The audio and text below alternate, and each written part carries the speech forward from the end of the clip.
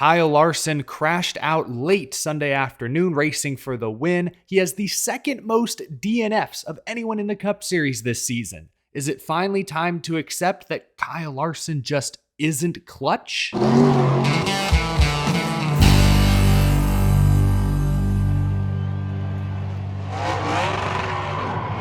How's it going, y'all? My name is Eric. Welcome to Out of the Groove. The playoffs are here. If you love NASCAR, you're in the right place. Be sure to hit that subscribe button so you don't miss any upcoming episodes. Before we get rolling today, this episode is sponsored by Heartbeat Hot Sauce. Makers of all natural sauces, no preservatives, no artificial colors or thickening agents. They have a wide variety of flavors to choose from. They're very flavor forward with balanced heat, approachable for anyone. You may have also seen Heartbeat Hot Sauce featured on the YouTube series Hot Ones. You can order Heartbeat Hot Sauce from Amazon.com or their website, heartbeathotsauce.com. And be sure to use promo code FAST20 to get 20% off your order. Thank you to Heartbeat Hot Sauce for sponsoring the show. Be sure to take advantage of that special offer. Real quick, a couple of stories from the Craftsman Truck Series from yesterday that I'd like to catch up on. Beginning with Front Row Motorsports, who announced they will put Brett Moffitt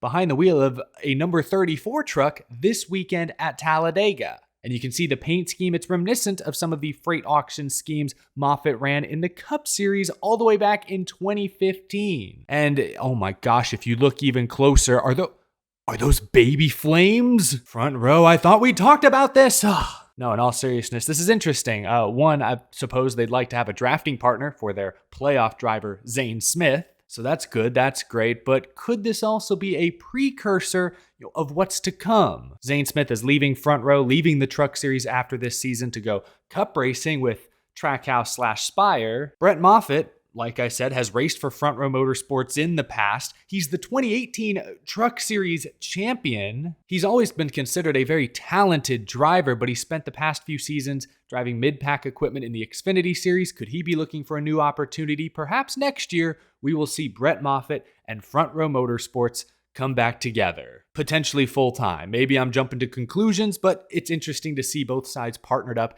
even if it is just for one race here at the end of this season. Let me know what you think Front Row is going to do next year. From what I understand, they are very proud of their Truck Series team, their performance. They're the defending series champions. Could Brett Moffitt once again be a part of their plans? Let me know your thoughts down in the comment section below. Now, a separate Truck Series team completely, Rackley W.A.R, they were recently in the news because they cut ties with Matt DiBenedetto 3 weeks before the end of the season, and Matt DiBenedetto was going to cut ties with them. Another sort of ugly, awkward, confusing, messy split for Matt DiBenedetto, but Rackley W.A.R, on their end, they've selected a driver for this weekend's race at Talladega. It's, oh gosh, I'm not reading all this, but it's Chandler Smith. Xfinity Series playoff driver, still TBD on who races their truck at Homestead and Phoenix, but Chandler Smith. Yeah, I love that in this press release they even mentioned that, oh, Matt DiBenedetto is the defending winner of this race. Like, I don't know, is that ironic? Again, it's just awkward. It's just weird. Still don't know where Matt DiBenedetto will end up next year. He's keeping his options open. But yeah, Rackley W.A.R, at least for now, will put Chandler Smith behind the wheel of the 25 truck. Now, let's move on. What does it mean to be clutch? What does clutch even mean? Actually, let me look up. What's the dictionary definition? A clutch is a mechanical device that allows the outpush. No, not like in a car. Hold on. To grasp or seize something tight. This was a bad idea. What am I doing? We know what it means to be clutch. When the race or game is at its most critical point, do you perform at your best? Do you step up? Do you rise to the occasion? It's difficult to consistently be clutch in racing, in NASCAR, because on Sunday there's only one winner, 35 to 40 losers. The odds are typically not in your favor, which leads to many drivers, I think, getting that label of being not clutch. Choke artists, whatever you want to call them. You all have heard the narratives. Denny Hamlin is not clutch. Bubba Wallace is not clutch. Chase Elliott is not clutch. Martin Truex Jr. is not clutch. I could go on and on and on. I swear the only driver I've seen in my lifetime who is consistently clutch was like Jimmy Johnson from 2006 to 2016. He was clutch. He and Chat, they were clutch. Kevin Harvick, the closer, I guess more times than not. But point is, in racing, it's way easier to lose a race than it is to win. There's one winner 42 losers, like Lightning McQueen famously said. So what am I getting at? This past weekend at Texas, William Byron got Hendrick Motorsports their 300th win, but for much of the afternoon, it looked like it was going to be Kyle Larson. Instead, the race came down to some late race restarts. Kyle Larson spun and crashed out, racing side by side for the lead. His 7th DNF of the season. I mentioned it earlier. Second most among all Cup Series drivers this season. And it wasn't the first time Larson hit the wall while racing for the lead this year either. It was actually like the 3rd or 4th time. Now, not every instance was totally Larson's fault. Like Pocono, you can't put that on Larson. But people love a narrative. And going back to Kyle Larson's early years in the sport, I think he's been labeled as a not clutch driver. I got a few comments in my video Sunday night, including this one, which was kind of scathing. And yes, this means we're taking one of your comments from out of the crowd. Woohoo, it's officially a segment. But from Nico here, Larson blew it. I don't feel bad for him in the slightest. He choked and he way overdrove it like he's done since his rookie year. Now, Kyle Larson's rookie year was a long time ago, like almost a decade ago, 2014. Much time has passed, a lot has changed, but has Kyle Larson still not ditched the unclutch label? Remember, before Kyle Larson finally broke through and got his first Cup win in 2016, I think he'd finished second like 4 times. He had that breakout year in 2017. The floodgates opened when he joined Hendrick. He won 10 times in 2021. 3 wins last year, 3 wins this year. Kyle Larson is obviously fantastic, but 3 wins last year, 3 more wins this year. Kyle Larson has been fantastic, but that hasn't stopped fans from pointing out races he should have won. This year alone, he's had some disappointing near misses, like Phoenix at the beginning of the year when his own teammate William Byron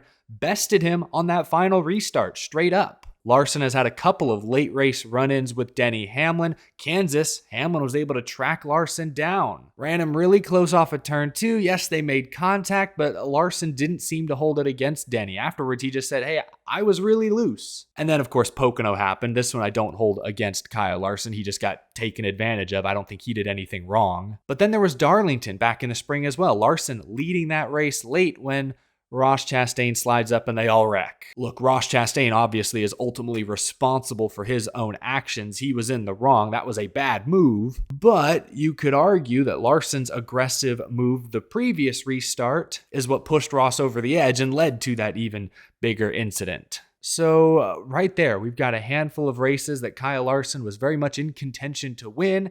And in many of those cases, he wound up in the wall or straight up wrecked. Texas this past Sunday, I think, was the perfect metaphor for Kyle Larson's season. Really fast. Hendrick Motorsports is a great team. Cliff Daniels is a great crew chief. And Kyle Larson, I'm not sure there's anyone in North America these days that can get more out of a race car than him. But ultimately, what is Kyle Larson's greatest strength is sometimes, you could argue, a weakness. He's aggressive. Again, he can push his car to limits very few others can. But as a result, I think he keeps pushing and pushing and pushing. And, well, usually the car sticks and he's able to do something spectacular. Sometimes he pushes a bit too far. He oversteps even his boundaries. And we see him involved in more than his fair share of incidents, especially when racing up front at the most critical point of the race. Go back to our earlier sort of made-up definition of what it means to be clutch. The most critical point of the race, or the game, or the event, whatever sport, whatever you're competing in, that's when you're supposed to perform at your best. Does Kyle Larson consistently perform at his best in those moments? Maybe not. Texas this past weekend, Bubba Wallace got a very, very good jump, got his car to stick in 3 and 4. He had the advantage over Larson, I believe, heading into turn 1, and Larson just overstepped slightly. He trusted his talent, he trusted his car a bit more than he should have. Races are long, a lot can happen. Again, it's much easier to lose a NASCAR race than it is to win.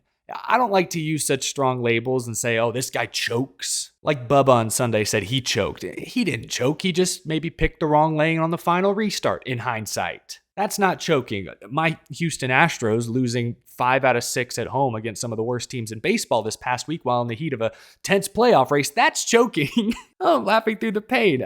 Kyle Larson, I don't know. Fantastic race car driver, sometimes tries to do just a little bit too much, you could argue. I'm not going to say Kyle Larson isn't clutch. The dude won a championship 2 years ago, but He's had his issues in the playoffs in the past, struggled to get out of this round of 12, been eliminated in this round 4 times. While he's won a lot of races the past 3 years, it's fair to say he's left a few wins on the table as well. Where do you come down on this? I've tried to lay out the evidence here. I want to know what you think. Would you label Kyle Larson as someone who's not clutch, or do you think he's evolved since his rookie season, his first years in the Cup Series? Let me know down in the comment section below. But that is going to do it for this episode, y'all. Really appreciate you tuning in. Leave a like if you enjoyed. Subscribe if you're new to the channel, or if you just love NASCAR. We talk NASCAR every single day here on Out of the Groove. And thank you to my Patreon supporters. Recording a new episode of my podcast, Power Hour, this week. You'll see it very, very soon. Have a wonderful rest of your day, folks. I'll see you in the next episode.